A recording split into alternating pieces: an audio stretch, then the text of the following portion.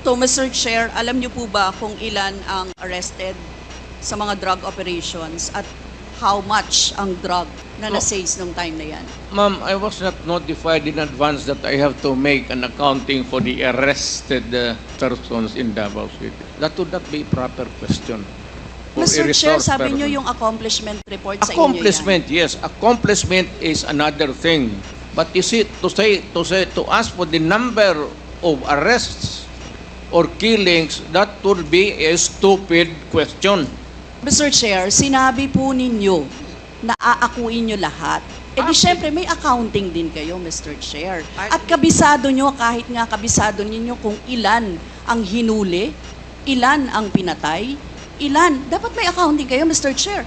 Tanungin kita, where were you the other day at 4 o'clock in the afternoon? Point of order, Mr. Chair.